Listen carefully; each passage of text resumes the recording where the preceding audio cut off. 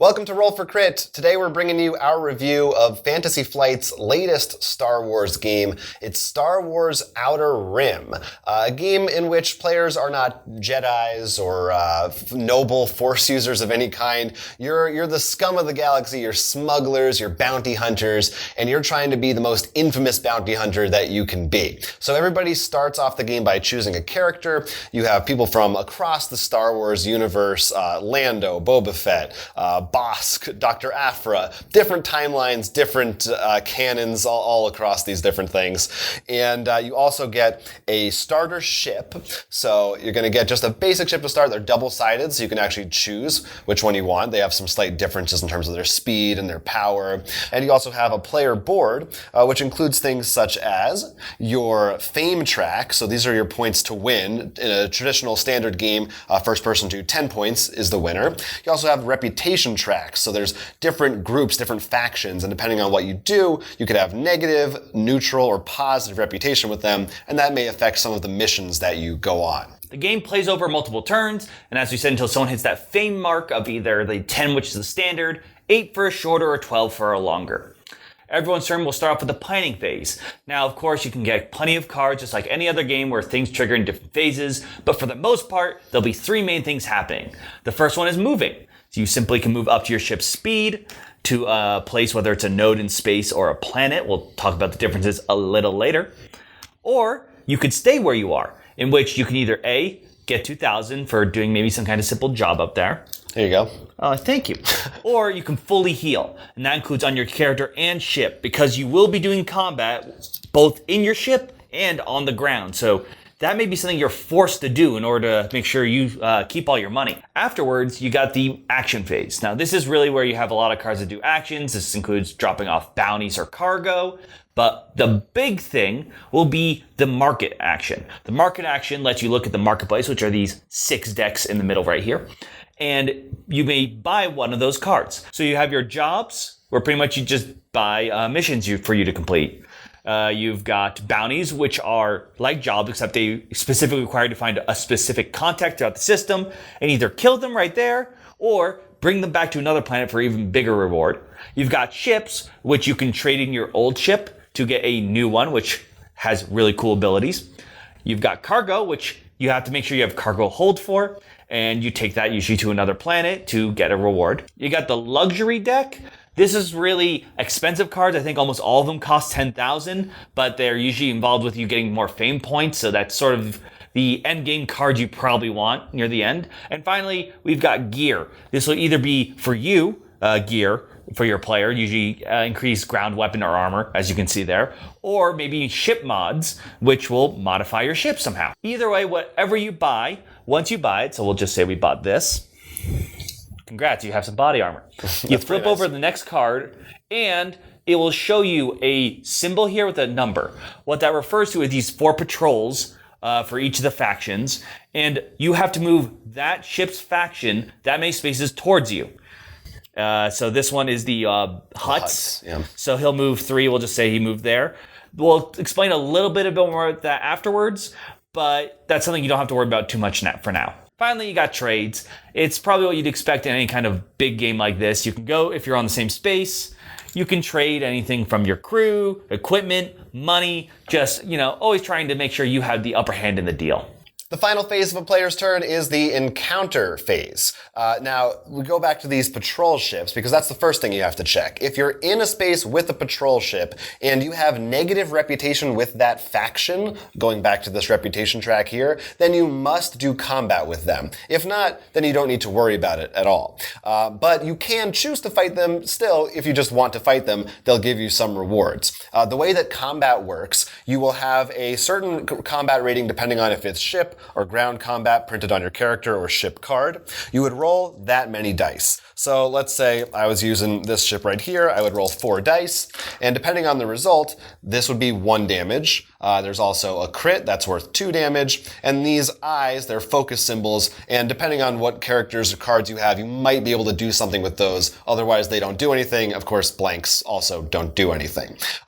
Then the opponent, which is usually going to be a non-player opponent, the person to your left would roll for them. So in this case, this guy has 3 attacks. He would roll 3, do the same thing. If you get more hits than your opponent, you are considered the winner of the combat, but both sides will take damage regardless based on what they received. If you get defeated, it's not that bad.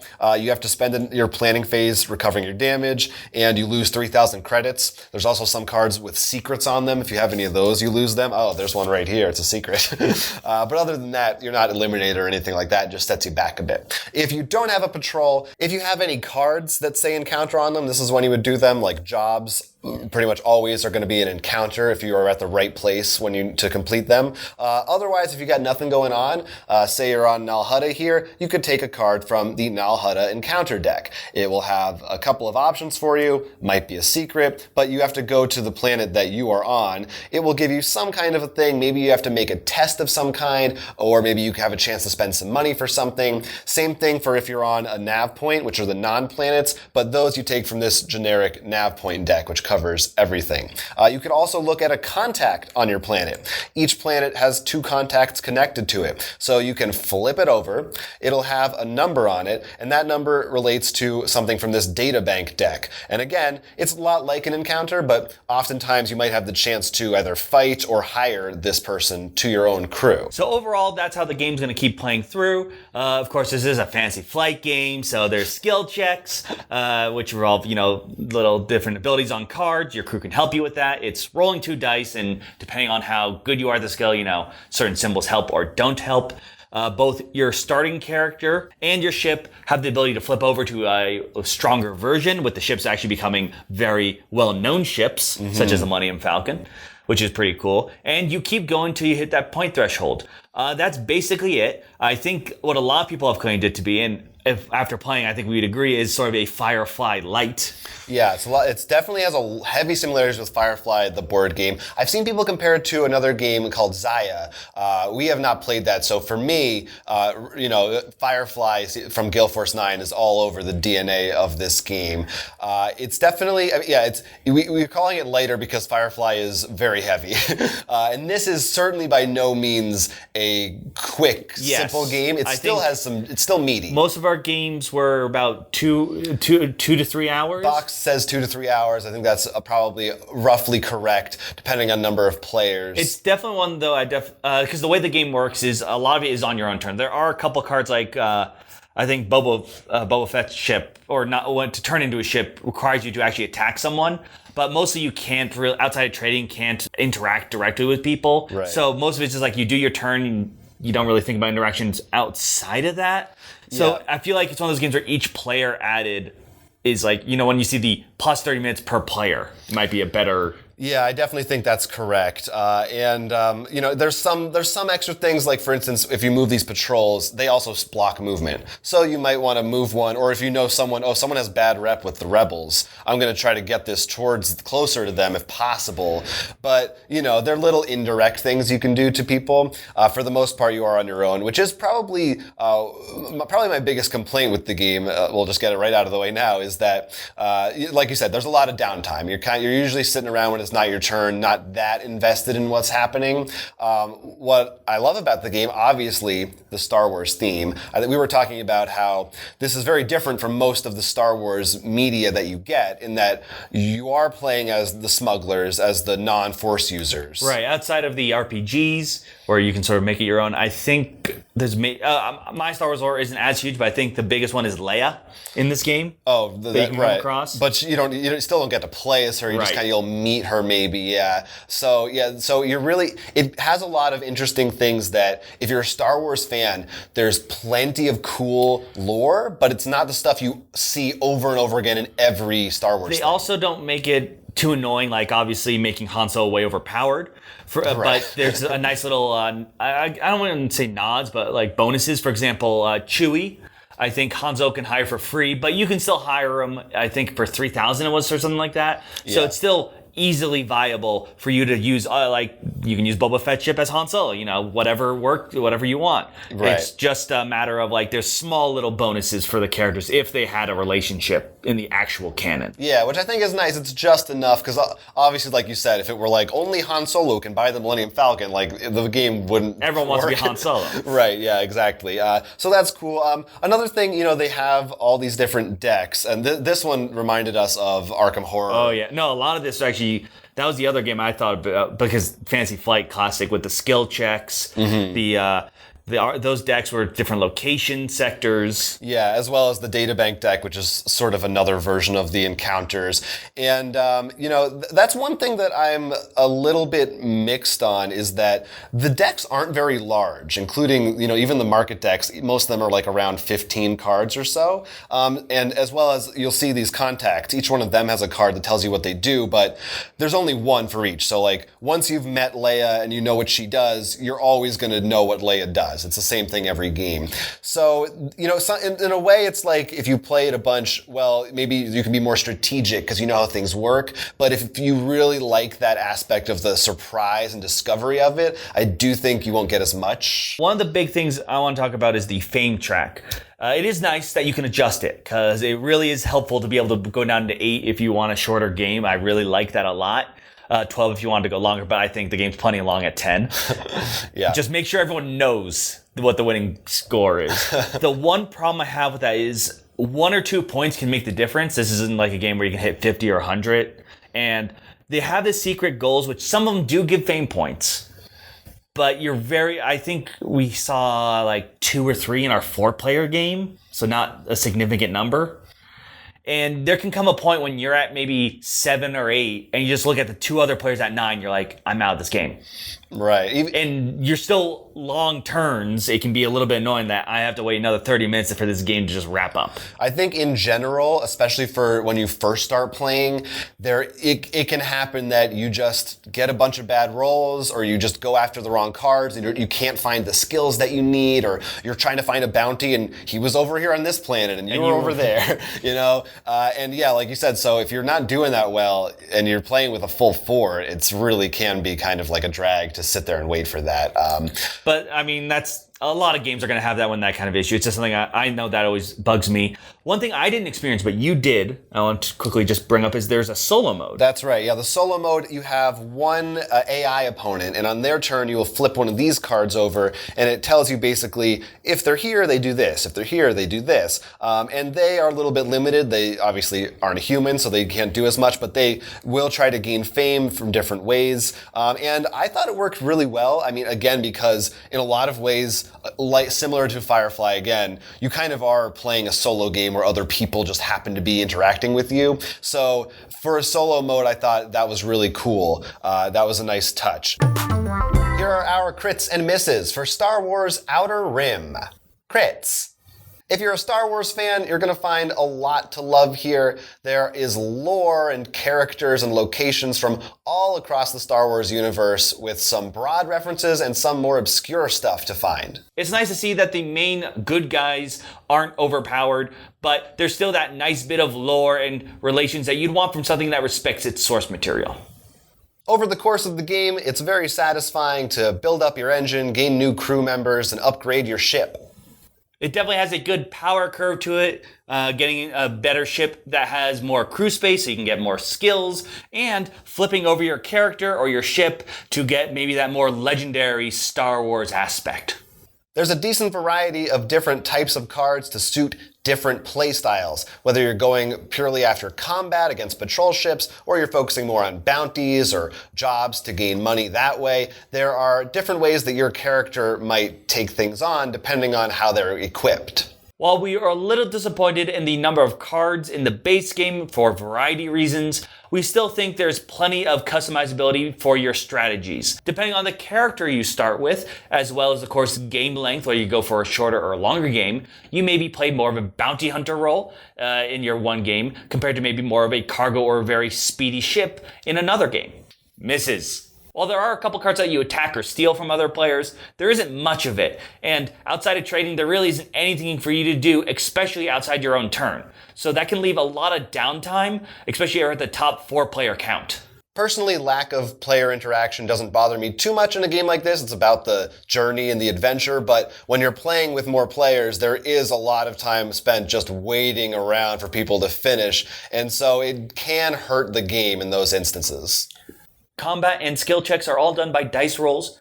You can hedge your bets by either getting more crew or equipment, and usually that should be good enough to prevent the randomness. But one bad dice roll can put you behind quite a bit. And in a game with an open score in which 1 or 2 points can make the difference between victory, you can actually see yourself in a losing position with no way to win and still about 30 minutes left to the game. To wrap up, I kind of want to take things back to Firefly because I feel like it's inescapable. While playing this, I couldn't help but just think about that game. You beat me to the punch. I was going to ask you, as someone who has the big damn crate. Yeah, that's right. Everything. Could you see yourself owning both if you weren't a board game review site? I do think they can exist together. I don't think one necessarily replaces the other. Like we said, one is a bit quicker, and it obviously a very different theme. So if you're a Star Wars fan versus a Firefly fan, that's different too. Different property. A theme, they're both space themed. Right. You know, if you're a fan, obviously that's the one you should go for. But I do think there's enough going on in the way the jobs work and the gear and the different encounters you have, skill checks and how combat works. It is different enough that for me, I like having both. I also happen to be a massive fan of both properties, so it works out pretty well for me. So your mileage may vary on that. But it's funny because it really is like so many of like my big problems we're talking about, the downtime, the player interaction. It's almost exactly the same things that I like and dislike about Firefly. Mm-hmm. So I feel like how you feel about that game will pretty much line up exactly with how you feel about this one. Probably, yeah. I mean, if you really hate that game, I can't tell you much. You probably won't like this one either. Yeah, probably not. But in terms of, for the future, like we said, I would love to see expansions that just add more stuff, more of each type of card. I don't know about board expansions, if we were joking about if they complete this circle and you get the rest of the rim. But and also, I'm not sure how you feel about the board, too, because it is weird. It's different. I actually liked it, partly because it still takes up a lot of space, but if you look at Firefly, how much space that takes up. Yeah, it's certainly Arkham Horror. Like, it's still like Arkham Horror 2nd edition. Yeah. I actually would think, I don't know as much Star Wars lore, so maybe there's like, oh, they need this planet, but I think it's the perfect distance. I didn't feel like, okay, that's a bit far away, but it wasn't too far away. I think they would have to add some kind of a mechanic where warp hole? Yeah, exactly. Wormholes or hyperspeed so you can go really fast. Yeah, then it might work, but not more than maybe a few more. Yeah, more than anything, I think the characters and obviously more counters, because I loved being able to upgrade my ship from like that to Millennium Falcon. Maybe they actually made one where they add more of the, I forget what the Millennium Falcon's base ship is. Right, the YT-1300 light freighter. There could be more of those in there, and you actually don't know which one you get, and that's what it upgrades to or something. Or maybe you do, but you could choose, which would be pretty cool. And obviously more cards, we said. Another small thing which I really enjoyed, it's a simple idea, but to me it helps streamline it a lot and makes it feel more rewarding, is let's say early on you buy one of the $5,000 ships. And this works for anything in the same category. And I want to get that Millennium Falcon now. I can actually use the cost of this ship, not at a discount, so it's not like you sell it at only a half price. Full $5,000 towards it, meaning that I only need 15,000 too, which is really, it's a simple thing, but that really helps speed up a lot of things. So you'd be like, oh, I'm just going to replace this gear and it's for cheaper. It also doesn't make you feel like, oh, I just like wasted my money on that. It lets you be flexible. And sometimes you might, like, it's better to just buy a cheaper ship because even if you're going to trade it in, there's no downside to it. Mm-hmm. That's really cool. And you can do that also for gear as well, for mods. So all of those, it just makes you feel a bit more rewarding for you to just buy things and then like, oh, if I find something better later, I'll just sell it and replace it. It doesn't make you, as you said, you don't have buyer's guilt. Yeah. If you're a Star Wars fan, I would definitely recommend you at least take a look into this. I just get a thrill of being, if you can play as IG-88 hunting down Maz Kanata or whoever. There's so many weird combos of character interactions you can find, and that's a lot of the fun of it. If you like what you saw, let us know. Talk to us in the comments section. Have you had the chance to play Outer Rim? What do you want to see in a future expansion? The Inner Rim? Yeah, oh, that's a good one. Why not? Let us know in those comments. We'd love to hear from you. Until we see you again, I'm Jonathan. I'm Will. This has been Roll for Crit. Here's an idea. Support our Patreon or like and subscribe to this channel for more. Subscribing gives you a +2 to your charisma stat.